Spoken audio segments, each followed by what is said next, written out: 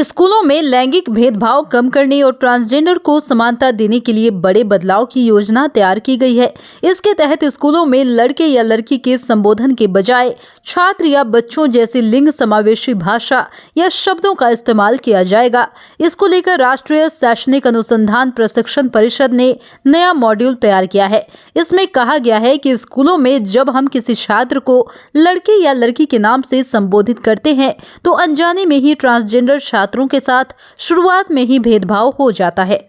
NEP 2020 की सिफारिशों के तहत एनसीईआरटी ने ट्रांसजेंडर को लेकर स्कूलों में उपयोग के लिए दिशा निर्देश भी जारी किए हैं। इसमें शिक्षकों और स्कूल के प्रबंधन के साथ ही राज्यों के अलग अलग सुझाव व दिशा निर्देश दिए गए हैं। बता दें कि एनसीईआरटी विशेषज्ञों की टीम ने लिंग निरपेक्षता पर जोर दिया है। इसमें संबोधन या नाम पुकारने में अभद्र भाषा और शब्दों के प्रयोग करने पर रोक लगाने के भी निर्देश दिए हैं। बता दें कि एनसीईआरटी के जेंडर स्टडीज विभाग की ओर से गठित 16 सदस्यीय समिति ने मॉड्यूल को तैयार किया है, जिसमें लिखा है कि आम बच्चों की तरह ट्रांसजेंडर बच्चों को भी समाज में अच्छी शिक्षा का अधिकार है, इसलिए उन्हें भी बिना किसी भेदभाव के शिक्षा मिलनी चाहिए। एनसीईआरटी ने देश भर के स्कूलों में जेंडर न्यूट्रल यूनिफॉर्म लागू करने का सुझाव दिया है। यह स्टूडेंट्स को किसी एक जेंडर तक सीमित नहीं रखता है। इस तरह का यूनिफॉर्म लड़के या लड़कियों या फिर ट्रांसजेंडर स्टूडेंट के बीच अलगाव को खत्म करता है। इससे ये संदेश जाता है कि इंसान, फिर वह लड़का हो या लड़की या ट्रांसजेंडर हो, सब एक ही है।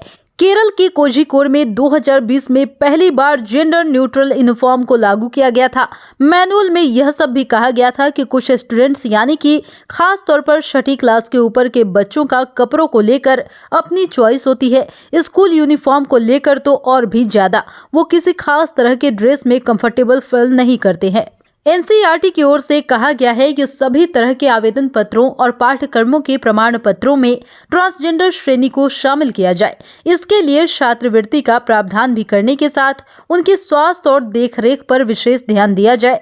ट्रांसजेंडर श्रेणी के छात्रों की मदद के लिए प्रशिक्षित काउंसलर तैनात करने का भी सुझाव दिया जाएगा। साथ ही उन्हें विशेष तौर पर स्थानीय और राष्ट्रीय आपात हेल्पलाइन नंबर की जानकारी देने को कहा गया है।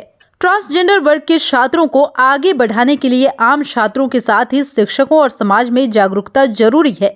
एनसीईआरटी की ओर से कहा गया है कि ट्रांसजेंडर को स्वतंत्रता दिवस जैसे कार्यक्रम में तिरंगा फहराने के लिए आमंत्रित किया जाना चाहिए। इसके साथ ही ट्रांसजेंडर दिवस मनाने का भी सुझाव दिया गया है। जुड़ो दीक्षांत से, करो फ्री खुद को स्ट्रेस से। गूगल प्ले स्टोर से दीक्षांत ऐप डाउनलोड कर अपने स्टडी को बनाओ आसान और मजेदार। दीक्षांत देता है topic wise video with animated visuals and concept bye study materials. हमारे YouTube चैनल को सब्सक्राइब और Facebook पेज को लाइक करना ना भूले। धन्यवाद।